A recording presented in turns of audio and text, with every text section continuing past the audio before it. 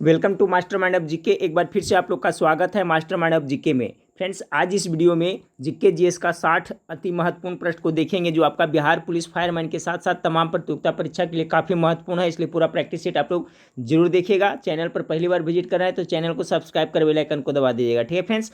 और आपको 1 से 1.5 घंटा के बाद में फ्रेंड्स आपको जो मैं सिलेबस अनुसार टॉपिक वाइज में आपका जो फिजिक्स का करवा रहा हूँ बिहार पुलिस फायरमैन का, तो वो भी वीडियो मैं आपको 9:30 बजे तक मैं प्रोवाइड करा दूंगा, ठीक है। तो चलिए वीडियो को शुरू करते हैं फ्रेंड्स। आप लोग गेस करते चलिएगा। आज का पहला सवाल आप लोग के सामने है, प्रेशर कुकरों में प्रयोग में आने वाला प्लास्टिक कौन सा है जो मानव निर्मित विश्व का पहला प्लास्टिक है।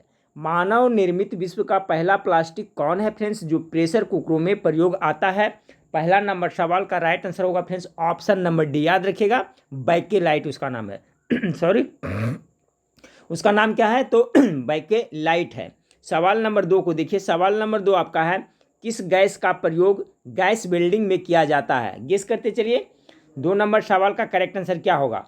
तो इसका जो करेक्ट आंसर होगा ऑप्शन नंबर गेस कर लिए होंगे बी होगा, एसिटिलीन का प्रयोग किया जाता है बिल्डिंग में।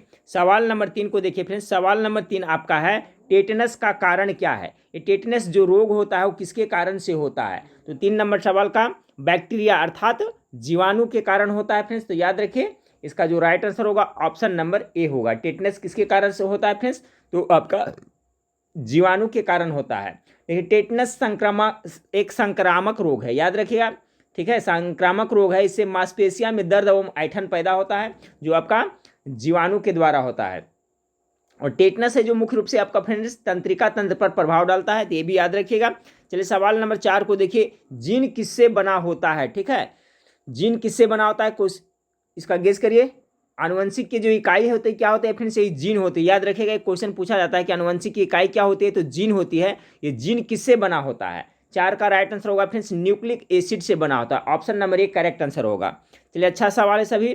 5 को देखें कि सिंथेटिक कंबल, स्वेटर आदि में किसका प्रयोग किया जाता है। 5 नंबर सवाल का जो राइट आंसर है नायलॉन का प्रयोग किया जाता है। सवाल नंबर 6 को देखिए। 6 नंबर सवाल आपका है, मानव शरीर में ऑक्सीजन के अभिगमन में सहायक नहीं होता है।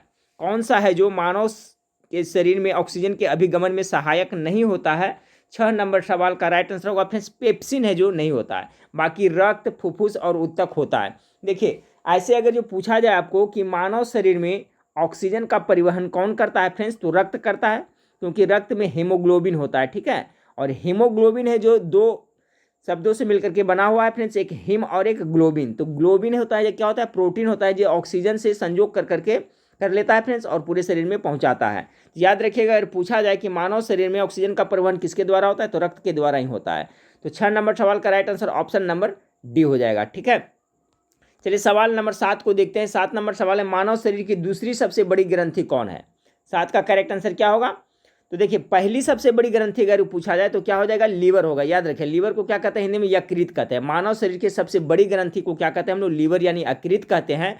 और दूसरी सबसे बड़ी ग्रंथि है उसको हम लोग क्या कहते हैं, पैंक्रियाज ग्रंथि। पैंक्रियाज अर्थात हिंदी में उसे क्या कहते हैं, अग्नाशय ग्रंथि। ऑप्शन नंबर सी इसका राइट आंसर होगा। अग्नाशय ग्रंथि एक ऐसा ग्रंथि है जो यह अंतःस्रावी भी है और बाह्यस्रावी है, जिससे आपका इंसुलिन हार्मोन स्रावित होता है।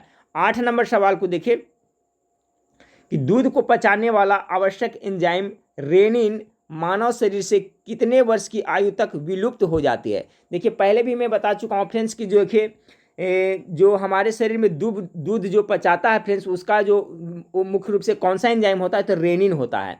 और रेनिन एंजाइम है जो बच्चों में अधिक पाया जाता है, क्योंकि बच्चे हैं जो नवजात शिशु होते हैं वो आपका दूध पे ही डिपेंडेंट होते हैं, उसका मुख्य भोजन दूध ही होता है, इसलिए उन लोगों में ज़्यादा पाया जाता है। तो उसी से संबंधित प्रश्न है, दूध को पचाने वाला आवश्यक एंजाइम रेनिन मानव शरीर से कितने वर्ष की आयु तक विलुप्त हो जाती है। 8 का करेक्ट आंसर होगा फ्रेंड्स ऑप्शन नंबर सी, 8 वर्ष का। क्योंकि फ्रेंड्स 8 वर्ष तक सभी जो हम बच्चे जो 8 वर्ष के बच्चे होते हैं वो सभी रोटी चावल दाल सभी खाने लगते हैं, ठीक है। वो दूध पे डिपेंडेंट नहीं रहते हैं। लेकिन आपका 2 वर्ष हो गया, 3 वर्ष हो गया, ये सभी है जो दूध पे डिपेंडेंट होते हैं। तो चलिए 8 नंबर सवाल का correct answer option number C है, याद रखेगा। तो सवाल नंबर 9 को देखिए। सवाल नंबर 9 आपका है कि अस्पतालों में मंद निश्चेतक के रूप में प्रयुक्त होता है। निश्चेतक मतलब समझ रहे होंगे फ्रेंड्स आपका 9 नंबर सवाल के निश्चेतक के रूप में। तो इसका जो राइट आंसर क्या होगा गेस करिए।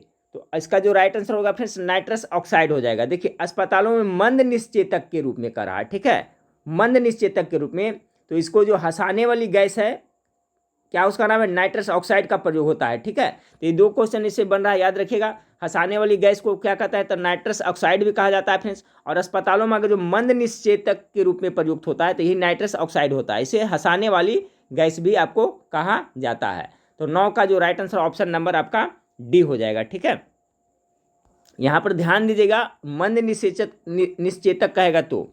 चलिए सवाल नंबर 10 को देखिए कि निम्न में से कौन सा कार्बन का अवरूप नहीं है, कार्बन का अवरूप इनमें से कौन नहीं है। 10 नंबर सवाल का जो करेक्ट आंसर होगा ऑप्शन नंबर डी, ऑक्सीकार्बन्स, ये है जो कार्बन का अपरूप नहीं है, जबकि ग्रेफाइट, हीरा और फ्लोरीन ये सभी है जो कार्बन का अपरूप है। तो 10 का करेक्ट आंसर डी हो गया। 11 नंबर सवाल को देखिए, का रेफरेंस कि मनुष्य के शरीर में ताप नियंत्रण केंद्र कहाँ स्थित है। चलिए गेस करिए, इसका करेक्ट आंसर क्या होगा, हाइपोथैलेमस हो जाएगा ना, ऑप्शन नंबर सी। मानव के शरीर में ताप नियंत्रण केंद्र कहाँ स्थित है, तो हाइपोथैलेमस में स्थित है। चलिए सवाल नंबर 12 को देखिए कि प्रोटीन का मुख्यतः तत्व है, प्रोटीन का मुख्यतः तत्व है। तो 12 का करेक्ट आंसर हो जाएगा friends option number D, carbon का, ठीक है। प्रोटीन का मुख्य तत्व है क्या है, तो कार्बन। 12 नंबर सवाल का जो राइट आंसर हो जाएगा ऑप्शन नंबर डी हो जाएगा। जैसे अगर जो देखा जाए फ्रेंड्स कि प्रोटीन का जो गठन होता है वो कार्बन, हाइड्रोजन, ऑक्सीजन तथा ऑक्सीजन तत्वों के अणुओं से मिलकर बना होता है। तो देखिए प्रोटीन का मुख्यतः तत्व है तो आपका कार्बन हो जाएगा। चलिए सवाल नंबर 13 को देखिए। 13 नंबर सवाल आपका है कि चमगादड़ अंधेरी रात में भी अपना शिकार कर सकता है, इसका कारण क्या है। तो इसका क्या होगा 13 का, तो इसका हो जाएगा आपका यह प्राध्वनि तरंगे निकालता है, यही कारण से ऑप्शन नंबर डी इसका करेक्ट आंसर होगा। 14 नंबर सवाल है कि पानी के 4 डिग्री सेल्सियस पर शरीर तैरता है, यदि तापमान 100 डिग्री हो जाए, 100 डिग्री सेल्सियस हो जाए तो क्या होगा। तो 14 का जो करेक्ट आंसर है फ्रेंड्स ऑप्शन नंबर ए, शरीर क्या है, डूब जाएगा। 14 का करेक्ट आंसर है जो इसका राइट ऑप्शन ए हो जाएगा। 14 का, पानी का ताप बढ़ने पर क्या होता है, पानी का घनत्व कम हो जाएगा, ठीक है। जब जैसे जैसे पानी का टेम्परेचर बढ़ेगा उसका डेंसिटी कम हो जाएगा, जिसके कारण क्या होगा 100 डिग्री तापमान वाले पानी का घनत्व क्या है, कम होने पर क्या हो जाएगा, जब डेंसिटी बहुत ज़्यादा कम हो जाएगा तो शरीर क्या होगा, डूब जाएगा। चलिए सवाल नंबर 15 को देखिए कि पेंडुलम घड़ी तीव्र गति से चल सकती है। तो सभी को पता है फ्रेंड्स कि ठंडे के मौसम में क्या होता है और गर्मी के मौसम में क्या होता है। तो देखिए शीत मौसम में क्या होता है, पेंडुलम घड़ी तीव्र गति से चलते, तो शीत मौसम में क्या होता है, तीव्र गति से चलती है, और गर्मी में क्या होते हैं, सुस्त हो जाती है। तो दोनों याद रखिएगा, दोनों का कॉन्सेप्ट। गर्मियों में पेंडुलम घड़ी की लोलक लंबाई क्या होती है, बढ़ जाती है, ठीक है। अब क्या होता है, लोलक की लंबाई बढ़ने से उसका आवर्तकाल भी बढ़ जाता है, जिसके कारण क्या होता है कि गर्मियों में जो पेंडुलम घड़ी सुस्त हो जाती है, जबकि शीतकाल में क्या होती है, बढ़ जाती है। तो याद रखिएगा पेंडुलम घड़ी तीव्र गति से चल सकती है शीतकाल में और ग्रीष्म काल में सुस्त हो जाती है। तो दोनों का कॉन्सेप्ट याद रखिएगा। 16 नंबर विक्रमशिला विश्वविद्यालय किसने नष्ट किया था। 16 का करेक्ट आंसर क्या होगा फ्रेंड्स, तो इसका जो 16 का राइट आंसर हो जाएगा option number C, Bakhtiyar Khilji, ठीक है। मोहम्मद गौरी के गुलाम कौन था ना, बख्तियार खिलजी। तो मोहम्मद गौरी के जो गुलाम था बख्तियार खिलजी, जो आपका भागलपुर के विक्रमशिला विश्वविद्यालय को क्या किया था, नष्ट किया दिया था। अच्छा, विक्रमशिला विश्वविद्यालय को किसने बनाया था, तो इसका पाल शासक धर्मपाल ने बनाया था। तो ये भी याद रखिएगा, ठीक है फ्रेंड्स। चलिए इसमें बहुत सारा क्वेश्चन बना कि विक्रमशिला विश्वविद्यालय को नष्ट किसने किया, तो बख्तियार खिलजी किया था, ठीक है। और बख्तियार खिलजी कौन था फ्रेंड्स, तो आपका इसका मोहम्मद गौरी के गुलाम था, ये भी याद रखिएगा। और विक्रमशिला विश्वविद्यालय कहाँ, भागलपुर में पड़ता है। इसका निर्माण किसने किया था, तो पाल शासक धर्मपाल ने करवाया था। चलिए सवाल नंबर 17 को देखिए कि किस सुल्तान ने बढ़ा हुआ भूराजस्व उपज का 50% को पुनः उपज का 1/3 कर दिया था, कौन सा सुल्तान था, ठीक है। तो 17 का राइट आंसर हो जाएगा फ्रेंड्स आपका ऑप्शन नंबर बी हो जाएगा, मुबारक खिलजी ने ऐसा किया था। कि किस सुल्तान ने बढ़ा हुआ भूराजस्व उपज का 50% को क्या किया था, पुनः उपज का 1/3 कर दिया था, तो मुबारक खिलजी ने ऐसा किया था। 18 नंबर सवाल को देखिए कि हल्दी घाटी के युद्ध में महाराणा प्रताप की सेना का सेनापति था, कौन था हल्दी घाटी के युद्ध में। तो देखिए हल्दी घाटी के युद्ध कब हुआ था, पूछा जाता है, तो याद रखिएगा 18 जून, ठीक है, 18 जून 1576 ईस्वी में क्या हल्दी घाटी का युद्ध हुआ था। तो इसमें जो आपका महाराणा प्रताप के सेनापति का नाम था वो हो जाएगा फ्रेंड्स आपका हकीम खान। 18 का correct answer option number C हो जाएगा, हकीम खान। याद रखिएगा हल्दी घाटी का युद्ध कब हुआ था, तो 18 जून 1576 ईस्वी में हुआ था। चलिए, तो इसका सेना का नाम क्या था, हकीम खान था। 18 का correct answer option number C हो जाएगा। 19 नंबर सवाल को देखिए कि मराठों की सेना में तोप सेना का सेनापति था। मराठों की सेना में तोप सेना का सेनापति था, कौन था। 19 का करेक्ट आंसर होगा इब्राहिम गारदी था। इब्राहिम गारदी था। मराठों की जो सेना में तोप सेना का सेनापति कौन था, तो इब्राहिम गारदी था। 20 नंबर सवाल को देखिए। 20 नंबर सवाल आपका है कि निम्न में से कौन शाहजहां के शासनकाल का राजकवि था। शाहजहां के शासनकाल का 20 का करेक्ट आंसर कलीम हो जाएगा। एक कलीम था जो आपका शाहजहां के शासनकाल का राजकवि था। ठीक है, चलिए अगला सवाल को देखते हैं। 21 नंबर सवाल आपका कि निम्न में से कौन बेमेल है। इसमें से आपको बेमेल छांटना है। तो सिंध विलय 1843 ये आपका सही है। अवध विलय 1856 ये भी सही है। बघात विलय 1850 ये भी सही है। करौली विलय 1848 ये है जो आपका बेमेल है। ठीक है, करौली का विलय कब हुआ था फ्रेंड्स, तो 1855 में हुआ था। ठीक है, करौली राज का विलय लॉर्ड डलहौजी के शासनकाल में 1855 में हुआ था। कितना, 1855 में। सभी फ्रेंड्स आपका हड़प नीति किसने चलाया था, तो लॉर्ड डलहौजी। तो ये इसका जो करौली का विलय हुआ था 1855 में, न कि 1848 में। ऑप्शन नंबर डी इसका करेक्ट आंसर होगा। 22 नंबर सवाल देखिए। निम्न में से कौन अवध का ब्रिटिश रेजिडेंट था जब अवध का ब्रिटिश राज में विलय हुआ था। ठीक है, तो कौन था उस समय ब्रिटिश रेजिडेंट जब अवध का ब्रिटिश राज में विलय हुआ था, तो 22 का करेक्ट आंसर हो जाएगा friends option number A, James Outram था। कौन था, जेम्स आउट्रम था उस समय ब्रिटिश रेजिडेंट। अच्छा सवाल है, याद रखिएगा। सवाल नंबर 23 को देखिए। अंग्रेजों ने रैयतवाड़ी व्यवस्था सर्वप्रथम प्रारंभ की, कहाँ की थी। 23 नंबर सवाल का जो करेक्ट आंसर हो जाएगा friends option number D, Madras में की थी। ठीक है, सर्वप्रथम है जो 1772 ईस्वी में आपका रैयतवाड़ी व्यवस्था मद्रास में किया था। ठीक है, याद रखिएगा कहाँ, मद्रास में। तो अंग्रेजों ने रैयतवाड़ी व्यवस्था सर्वप्रथम प्रारंभ किया था कब, तो 1792। ठीक है, 1772 1792 में किया था। और कहाँ किया था, तो मद्रास में किया था। 24 नंबर सवाल को देखिए। 24 नंबर सवाल आपका है कि दक्षिण भारत में सिंचाई व्यवस्था का अग्रदूत था। दक्षिण भारत में सिंचाई व्यवस्था का अग्रदूत कौन था, तो 24 नंबर सवाल का जो करेक्ट आंसर होगा friends option number A, Arthur cotton था। दक्षिण भारत में सिंचाई व्यवस्था का अग्रदूत कौन था, तो आपका आर्थर कॉटन था। अच्छा सवाल है, याद रखिए फ्रेंड्स। ये देखिए आर्थर कॉटन कौन था, तो ये ब्रिटिश सिंचाई इंजीनियर था, अभियंता था। ठीक है, याद रखिएगा। तो दक्षिण भारत में सिंचाई व्यवस्था का अग्रदूत आर्थर कॉटन था। ये कौन था, तो ब्रिटिश सिंचाई इंजीनियर था ये। चलिए अगला सवाल को देखते हैं। 25 नंबर सवाल को देखिए। महाराष्ट्र में रामोसी कृषक जत्था किसने स्थापित किया। 25 का करेक्ट आंसर होगा option number C, Vasudev Balwant Phadke ने किया था। ठीक है, ये कौन थे, क्रांतिकारी थे। क्रांतिकारी वासुदेव बलवंत फड़के ने बम्बई प्रेसिडेंट में आपका क्या किया था फ्रेंड्स, इन्होंने रामोसी कृषक जत्था स्थापित किया था। तो ये वासुदेव बलवंत फड़के, याद रखिएगा। सवाल नंबर 26 को देखिए कि निम्नलिखित में से किसने जूरी अधिनियम का विरोध किया था। जूरी अधिनियम को विरोध किसने किया था, 26 का। तो 26 का करेक्ट आंसर होगा फ्रेंड्स ऑप्शन नंबर बी, राजा राम मोहन राय ने आपको इसका विरोध किया था। देखिए जूरी एक्ट था, जो जूरी अधिनियम था, ये पारित कब हुआ था, तो 1826 ईस्वी में जूरी एक्ट पारित हुआ था, जिसका विरोध आपका भारतीय पुनर्जागरण के जनक राजा राम मोहन राय के द्वारा किया गया था। ठीक है, याद रखिएगा। एक क्वेश्चन पूछा जाता है, भारतीय पुनर्जागरण के जनक किसे कहा जाता है, तो राजा राम मोहन राय को कहा जाता है। 27 नंबर सवाल को देखिए फ्रेंड्स कि निम्न में कौन बेमेल है। इसमें से बेमेल कौन है, तो 27 नंबर सवाल का जो करेक्ट आंसर हो जाएगा फ्रेंड्स ऑप्शन नंबर बी हो जाएगा। ठीक है, आत्मीय सभा केशव चंद्र सेन ये है जो आपका बेमेल है। चलिए सभी को याद कर ले, इसमें बहुत सारा बन रहा है फ्रेंड्स।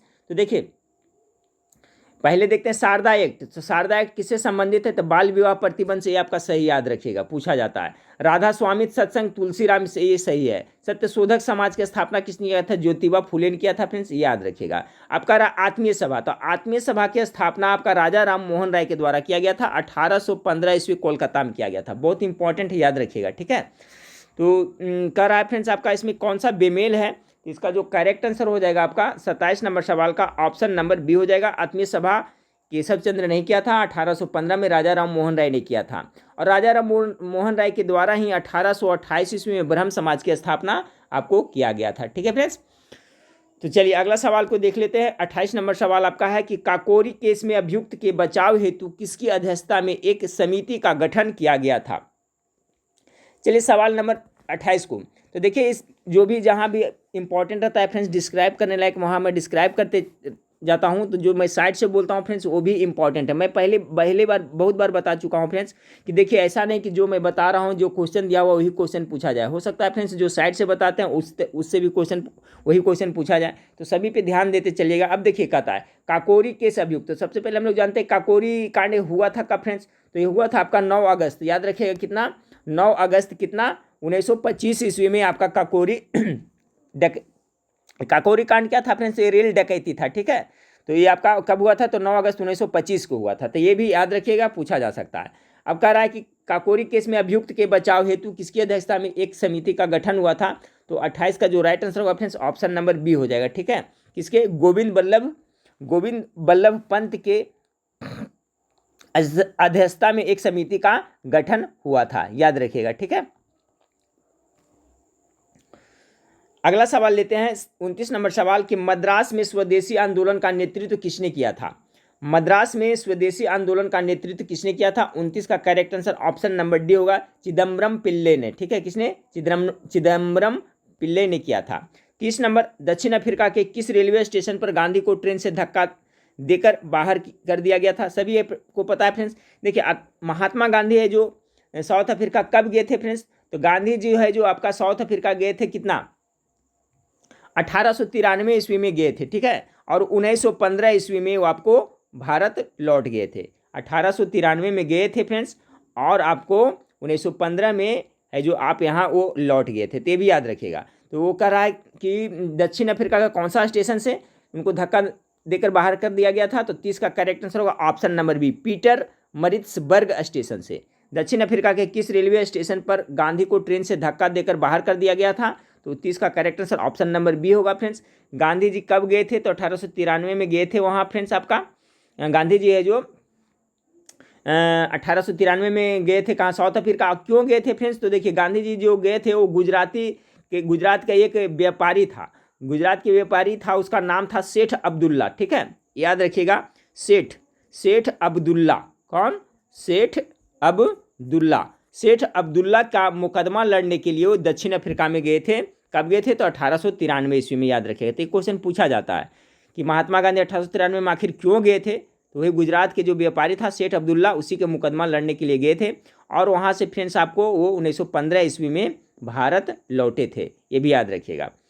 तो ये स्टेशन का नाम याद रखिएगा। अगला सवाल देखते हैं। 31 नंबर सवाल है कि निम्नलिखित घटना में सबसे बाद में कौन हुआ था। तो 31 का जो करेक्ट आंसर होगा फ्रेंड्स, देखिए मैं बता देता हूँ सबका। करा स्वराज पार्टी का गठन हुआ था 1923 ईस्वी में। आप लोग फिर देख लीजिएगा। उसके बाद में आपका नेहरू रिपोर्ट कब हुआ था फ्रेंड्स, नेहरू रिपोर्ट 1928 में हुआ था। उसके बाद में आपका है गणेश महोत्सव का शुरुआत हुआ था। तो ये आपका बाल गंगाधर तिलक हो गया 1893 में किया गया था गणेश महोत्सव का। बच गया राजा जी फार्मूला कब लाया गया था, तो 1944 में लाया गया था। ठीक है, अब देखिए इसमें कह रहा है निम्नलिखित में सबसे बाद में कौन हुआ, तो सबसे बाद में 1944 हो रहा है ना, राजाजी फार्मूला। यानी 31 का correct answer option number D होगा। तो सभी याद रखिए, स्वराज पार्टी का गठन 1923 ईस्वी में। उसके बाद में आपका नेहरू रिपोर्ट कितना में, 1928 ईस्वी में। उसके बाद में गणेश महोत्सव 1893 ईस्वी में, और राजाजी फार्मूला 1944 ईस्वी में। तो सबसे बाद में कौन हुआ, यही हुआ, ऑप्शन नंबर डी इसका करेक्ट आंसर होगा। 32 नंबर सवाल को देखिए फ्रेंड्स कि किसके सुझाव पर साइमन कमीशन में किसी भी भारतीयों को शामिल नहीं किया गया था। ठीक है, ये साइमन कमीशन है जो फ्रेंड्स 1927 ईस्वी में आपका यहाँ ब्रिटिश में इसका गठन किया गया था, और 1928 ईस्वी में, फरवरी 1928 ईस्वी में बॉम्बे पहुंचा था। तो क्वेश्चन उसी संबंधित है, किसके सुझाव पर साइमन कमीशन में किसी भी भारतीयों को शामिल नहीं किया गया। 32 का करेक्ट आंसर होगा friends option number B, Lord Irwin के दिशा निर्देश में किसी भारतीयों को शामिल नहीं किया गया था। तो 32 का जो करेक्ट आंसर हो जाएगा फ्रेंड्स ऑप्शन नंबर क्या हो जाएगा, बी हो जाएगा। ठीक है, याद रखिएगा। चलिए सवाल नंबर 33। अब देखिए फ्रेंड्स, जो मैं साइड से बोला वो भी याद रखना है आपको, मैं बार बार वो सब रिपीट करते रहता हूँ। इसका गठन कब हुआ था फ्रेंड्स, तो साइमन कमीशन का गठन नवंबर 1927 ईस्वी में आपका ब्रिटिश में हुआ था, और ये मुंबई भारत में कब पहुंचा था, वो फरवरी 1928 ईस्वी में। तो ये भी याद रखना है। 32 की किस ये हो गया फ्रेंड्स। चलिए सवाल नंबर 33 को देखिए।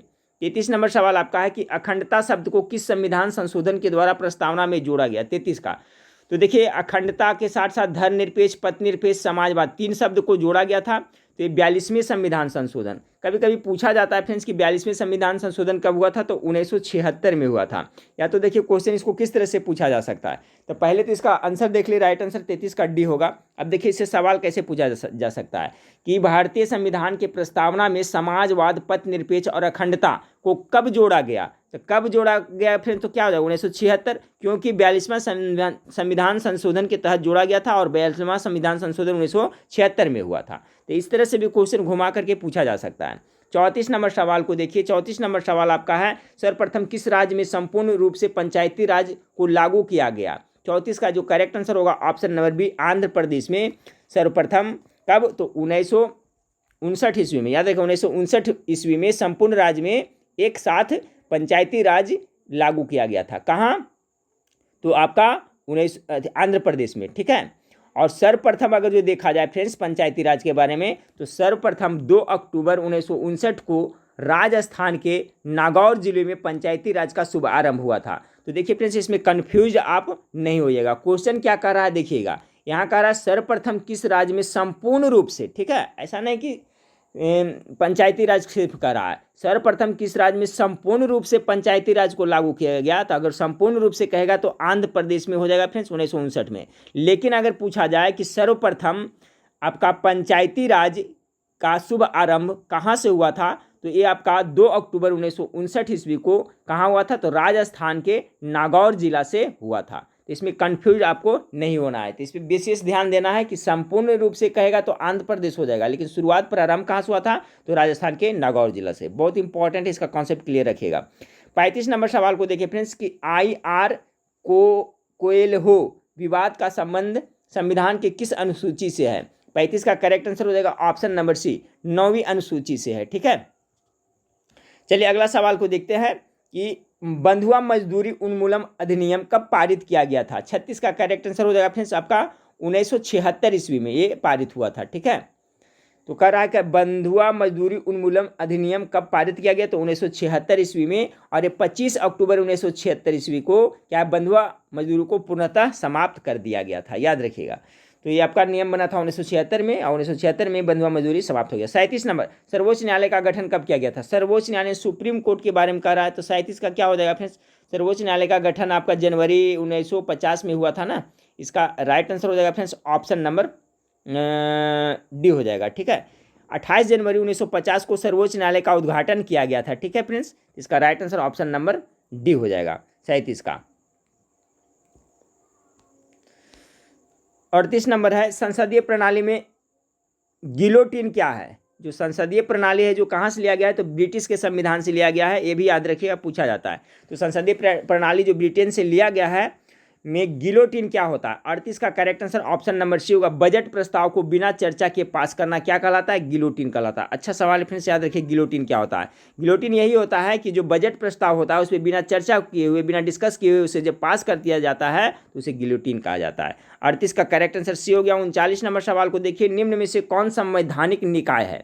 39 का जो करेक्ट आंसर होगा फ्रेंड्स ऑप्शन नंबर ए, ये आपका अंतर्राज्यीय परिषद है जो संवैधानिक निकाय है, जबकि राष्ट्रीय महिला आयोग ये नहीं है, क्षेत्रीय परिषद भी नहीं है, राष्ट्रीय मानवाधिकार ये सभी है जो आपका संवैधानिक निकाय नहीं है। 39 का करेक्ट आंसर ये। 40 नंबर सवाल को देखें, निम्न में से किसका पदेन अध्यक्ष प्रधानमंत्री नहीं होता है। निम्न में से किसका पदेन अध्यक्ष प्रधानमंत्री नहीं होता है, तो 40 का जो राइट आंसर होगा फ्रेंड्स ऑप्शन नंबर सी, क्षेत्रीय परिषद का नहीं होता है, ठीक है। क्षेत्रीय परिषद का जो अध्यक्ष होता है फ्रेंड्स वो क्या होता, कौन होता है, तो जो गृह मंत्री होते हैं ना वही होते हैं, ठीक है, होम मिनिस्टर। तो बहुत अच्छा सवाल है। इसमें से और क्या सीख सकते हैं कि निम्न में से किसका पदेन अध्यक्ष प्रधानमंत्री नहीं होता है, तो इसका तो नहीं होता है फ्रेंड्स नीति आयोग के अध्यक्ष प्रधानमंत्री, अंतर्राज्यीय परिषद के अध्यक्ष प्रधानमंत्री, योजना आयोग के अध्यक्ष प्रधानमंत्री, यानी सबके तीनों को होते हैं। जबकि क्षेत्रीय परिषद के कौन होते हैं, तो केंद्रीय गृह मंत्री होते हैं। 41 नंबर सवाल को देखिए, निम्नलिखित में से किसे राष्ट्रपति की महाभियोग प्रस्ताव से हटाया जा सकता है। तो 41 का हो जाएगा फ्रेंड्स मुख्य निर्वाचन आयुक्त को, ठीक है। मुख्य निर्वाचन आयुक्त को आपका राष्ट्रपति की तरह महाभियोग प्रस्ताव से हटाया जा सकता है। ऐसे महाभियोग प्रस्ताव केवल राष्ट्रपति के विरुद्ध जो लगाया जाता है फिर अनुच्छेद 61 के तहत आपको लगाया जाता है, ये भी याद रखिएगा, ठीक है। लेकिन महाभियोग प्रस्ताव से समान प्रक्रिया से मुख्य निर्वाचन आयुक्त एवं सर्वोच्च न्यायालय और उच्च न्यायालय के सभी न्यायाधीशों को भी हटाया जा सकता है। तो याद रखिएगा, इसमें देखिए बहुत सारा बन रहा है। एक तो हो गया फ्रेंड्स कि अगर जो राष्ट्रपति पर जो स्पेशल लगाया जाता है महाभियोग अनुच्छेद 61 के तहत लगाया जाता है, इसके अलावा महाभियोग प्रस्ताव से समान प्रक्रिया कर करके मुख्य निर्वाचन आयुक्त साथ में सर्वोच्च न्यायालय के और उच्च न्यायालय के सभी न्यायाधीशों को क्या है महाभियोग के द्वारा हटाया जा सकता है, ठीक है फ्रेंड्स। तो याद रखिएगा, इसका क्या हो गया 41 का जो राइट आंसर हो जाएगा ऑप्शन नंबर ए हो जाएगा। चलिए अगला सवाल है 42 नंबर सवाल आपका है, निम्न में से कौन सी संस्था स्वायत्तशासी एवं अर्ध न्यायिक संस्था है। 42 का करेक्ट आंसर ऑप्शन नंबर होगा निर्वाचन आयोग। 43 नंबर सवाल को देखिए, अंतरिम मंत्रिमंडल में मुस्लिम लीग की ओर से कौन हिंदू नेता मंत्रिमंडल में शामिल थे। अंतरिम मंत्रिमंडल में मुस्लिम लीग की ओर से कौन थे जो हिंदू नेता मंत्रिमंडल में शामिल थे। 43 का correct answer option number B Jogendra Nath Mandal. 44 number सवाल को देखिए कि किसी भी राज्य में प्रथम गैर कांग्रेसी सरकार का गठन कहाँ हुआ था, ठीक है। गैर कांग्रेसी सरकार का गठन सबसे पहले एक तरह से किस राज्य में हुआ था। 44 का जो राइट आंसर है friends option number D Kerala में हुआ था, ठीक है। कब हुआ था फ्रेंड्स, तो 1957 ईस्वी में पहली बार गैर कांग्रेसी सरकार बनी थी केरला में। अगला सवाल को देखते हैं, 45 नंबर सवाल है कि स्वतंत्र पार्टी की स्थापना किस कांग्रेसी नेता के द्वारा की गई थी। 45 का जो राइट आंसर है ऑप्शन नंबर बी चक्रवर्ती राजा गोपालचारी के द्वारा किया गया था। 46 नंबर सवाल को देखिए, 46 नंबर सवाल है प्रथम गृह मंत्री पटेल की मृत्यु के पश्चात गृह मंत्री का पदभार किसने ग्रहण किया था। दो सवाल बन रहा है फ्रेंड्स कि प्रथम गृह मंत्री कौन थे, तो सरदार वल्लभ भाई पटेल। जब उनकी मृत्यु हो गई थी तो फिर कौन आपका गृह मंत्री के पद पर आए थे। 46 नंबर सवाल का right answer option number B हो जाएगा फ्रेंड्स, इसका भी आपका चक्रवर्ती राजा गोपालचारी। चलिए सवाल नंबर 47 है कि अरुणाचल प्रदेश का, एक मिनट फ्रेंड्स, 47 नंबर सवाल आपका है कि अरुणाचल प्रदेश का वालंगू एवं गुजरात का सरक्रीक के बीच समय का अंतर क्या होगा। 47 नंबर सवाल का जो राइट आंसर होगा ऑप्शन नंबर बी कितना 2 घंटे का अंतर होगा, ठीक है। 48 नंबर सवाल को देखिए, अरब सागर में गिरने वाली नदी कौन है। इस टाइप का सवाल पूछा जाता है। तो अरब सागर में कौन गिरती है, आपका ताप्ती नदी ना, अरब सागर में ताप्ती नदी गिरती है, यानी ऑप्शन नंबर डी हो जाएगा, ताप्ती नदी गिरती है फ्रेंड्स, ऑप्शन नंबर डी इसका करेक्ट आंसर होगा। चलिए सवाल नंबर 49 को देखिए, 49 नंबर सवाल आपका है कि निम्न में से कौन सी नदी अरब सागर में नहीं गिरती है। 49 का अरब सागर में कौन नहीं गिरती है, तो पेरियार तो गिरती है, मांडवी गिरती है, ज्वारी। आपका कोयल नदी है जो अरब सागर में नहीं गिरती है, ठीक है। ये कोयल नदी है जो फ्रेंड्स आपका सोन नदी का सहायक नदी है, ठीक है, और सोन गंगा की सहायक नदी है, ठीक है। तो इस तरह से फ्रेंड्स अरब सागर में कौन नहीं गिरती, तो कोयल नहीं गिरती है। 50 नंबर सवाल को देखिए कि निम्न में से कौन अक्साई चीन का भाग है। अक्साई चीन का भाग इसमें से कौन है। 50 का करेक्ट आंसर होगा काराकोरम श्रेणी है जो अक्साई चीन का भाग है। 51 नंबर सवाल को देखिए, भारत का सबसे महत्वपूर्ण खनिजयुक्त रॉक तंत्र है। 51 का जो करेक्ट आंसर होगा ऑप्शन नंबर बी होगा धारवाड़ तंत्र है जो आपका भारत का सबसे महत्वपूर्ण खनिजयुक्त तंत्र है। 52 नंबर सवाल को देखिए फ्रेंड्स, निम्न में से कौन शीत धारा है। शीत धारा मतलब ठंडा धारा कौन सा है, तो चलिए गेस करिए। 52 नंबर सवाल का क्या होगा फ्रेंड्स, तो देखिए ये तो आपका कंफर्म है, नहीं होगा। गल्फ स्ट्रीम तो ट्रिक से याद रखते हैं, गल्फ स्ट्रीम कैसा जल रहा है, तो गर्म है, तो ये तो नहीं होगा। ब्राज़ील भी गर्म है और क्यूरेशियो भी है जो गर्म है, तो हम्बोल्ट है जो आपको शीत धारा या ठंडी धारा, ऑप्शन नंबर डी इसका करेक्ट आंसर होगा। 53 नंबर सवाल को देखिए, हाँ फ्रेंड्स, तो 53 नंबर सवाल देखिए, 53 नंबर सवाल भारत और पाकिस्तान के बीच सीमा रेखा है। तो देखिए इसका जो करेक्ट आंसर हो जाएगा फ्रेंड्स आपका ऑप्शन नंबर सी 24वीं समानांतर रेखा। ये 24वीं जो समानांतर रेखा है फ्रेंड्स आपका भारत और पाकिस्तान के बीच की सीमा रेखा है, सभी को पता है। मैकमोहन तो आपका चीन के साथ में हो गया, चीन और भारत के बीच में हो गया मैकमोहन। और एक मैग्नीकाट, ये भी याद रखें, ये आपका फ्रांस और जर्मनी के बीच में। मैग्नीकाट रेखा जो किसके, फ्रांस और जर्मनी के बीच में। बच गया आपका ओडरनिस रेखा, ये आपका ओडरनिस रेखा आप जर्मनी और पोलैंड के बीच पड़ता है। तो ये सभी को याद रखिएगा, मैग्नीकाट फ्रांस और जर्मनी, मैकमोहन भारत चीन, ओडरनिस किसका हो गया फ्रेंड्स आपका जर्मनी और पोलैंड, और आपका 24वीं समानांतर रेखा भारत और पाकिस्तान। चलिए अगला सवाल 54 नंबर सवाल है, उत्तरांचल में हिमालय का सर्वोच्च शिखर कौन है। तो देखिए उत्तरांचल में जो हिमालय का सर्वोच्च शिखर है आपका नंदा देवी, ऑप्शन नंबर सी इसका करेक्ट आंसर है। अगला है निम्न में से कौन सा बेमेल है, ठीक है। तो जनजाति दिया हुआ है, तो एमू जनजाति आपका जापान में पाया जाता है, मसाई केनिया में पाया जाता है, बुशमैन दक्षिण अफ्रीका के काला हरी मरुस्थल में पाया जाता है, ये भी सही है। यानी ऑप्शन नंबर बी इसको आपका बेमेल है। ये बहुत इंपॉर्टेंट याद रखिए फ्रेंड्स, पूछा जाता है बुशमैन, तो कब अगर पूछेगा फ्रेंड्स बुशमैन देश का नाम तो आपका हो जाएगा दक्षिण अफ्रीका, और दक्षिण अफ्रीका में भी कहा तो खास करके काला जो मरुस्थल, कालाहारी मरुस्थल है, वहाँ पर बुशमैन जनजाति पाए जाते हैं। तो 55 का right answer option number B. 56 number सवाल को देखिए कि पृथ्वी से निकटतम ग्रह कौन है। चलिए 56 नंबर सवाल देखिए, ये भी आपका लुसेंट में मैं जो बताया हूँ उसमें भी एक क्वेश्चन बता चुका हूँ। तो देखिए आपका पृथ्वी से सबसे निकटतम ग्रह हो जाएगा आपका शुक्र हो जाएगा, ठीक है, क्योंकि सबसे इसी के लिए इसका जुड़वा भी ग्रह पृथ्वी का बहन भी कहा जाता है। 57 नंबर सवाल को देखिए कि मकर संक्रांति के समय कर्क रेखा पर दोपहर के सूर्य का 49 होता है, कितना डिग्री होता है। 57 का जो राइट आंसर होगा फ्रेंड्स ऑप्शन नंबर डी, कितना 66.5, ठीक है, 66.5 डिग्री। 58 नंबर सवाल को देखिए संसार का आर्द्रतम स्थान कौन सा है, ठीक है। 58 का नंबर सवाल का करेक्ट आंसर होगा फ्रेंड्स आपका ऑप्शन नंबर बी, मासिन राम है जो संसार का आर्द्रतम स्थान है। और ये कहाँ पड़ता है फ्रेंड्स, तो मासिन राम आपका मेघालय में पड़ता है, ठीक है, ये भी याद रखिएगा। अगला सवाल है 59 नंबर सवाल फ्रेंड्स की कर राहत के दृष्टिकोण से निम्न में से कौन अन्य से भिन्न है। 59 नंबर सवाल का correct answer option number C Indira Vikas Patra है। 60 नंबर सवाल को देखिए निम्न में कौन एक 3 से भिन्न है। तो देखिए 60 नंबर सवाल का जो करेक्ट आंसर होगा फ्रेंड्स ऑप्शन नंबर डी हो जाएगा, ठीक है, आपका नालको, ये है जो सभी से भिन्न है। ये नालको क्या है फ्रेंड्स, एक सार्वजनिक क्षेत्र की नवरत्न कंपनी है, जबकि बाकी ये सभी है सेल, भेल और ओएनजीसी, ये सभी है जो क्या महारत्न कंपनी के अंतर्गत आता है। ये सभी आता है जो महारत्न के अंतर्गत आता है, और नालको है जो एक सार्वजनिक क्षेत्र की नवरत्न, ये नवरत्न के अंतर्गत आता है नालको। बाकी ओएनजीसी, भेल और सेल है जो महारत्न के अंतर्गत आता है। तो देखिए इस टाइप से भी इस प्रश्न पूछा जा सकता है। चलिए फ्रेंड्स देखिए टोटल इसमें 63 प्रश्न है, मैं 60 प्रश्न बोला था। चलिए 61 नंबर सवाल, स्वास्थ्य सेवा के विस्तार के लिए केंद्र सरकार की योजना है। 61 का correct answer option number C होगा, आयुष्मान भारत योजना है जो स्वास्थ्य सेवा के विस्तार के लिए है। 62 नंबर सवाल को देखिए, 62 नंबर सवाल आपका है कि बीमा क्षेत्र पर नियंत्रण के लिए सबसे बड़ी विनियामक संस्था है। तो 62 का करेक्ट आंसर हो जाएगा ऑप्शन नंबर बी, ठीक है, IRDA। 63 नंबर सवाल, इस वीडियो का लास्ट सवाल को देखते हैं फ्रेंड्स, क्या है, किस पंचवर्षीय योजना के तहत गरीबी बेरोजगारी को दूर करने के लिए 20 सूत्री कार्यक्रम चलाया गया था। बहुत अच्छा सवाल है फ्रेंड्स।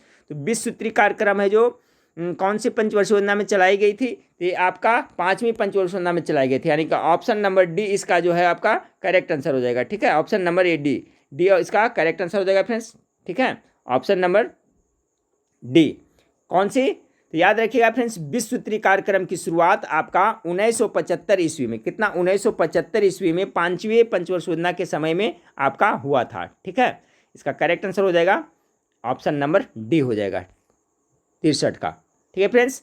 अब देखिए कोशिश करता हूँ फ्रेंड्स कि एक से 1.5 घंटा में आपका जो फिजिक्स का मैं सिलेबस के अनुसार जो कवर करा रहा हूँ आप लोग बिहार पुलिस फायरमैन का, तो उसका क्वेश्चन टाइप हो चुका है, उसको थोड़ा सा मैं PDF वीडियो बना करके कोशिश करता हूँ कि 1 घंटा में आपको अपलोड कर दूँ, ठीक है फ्रेंड्स। तो नेक्स्ट वीडियो में फिर मिलते हैं, देखने के लिए थैंक यू, धन्यवाद।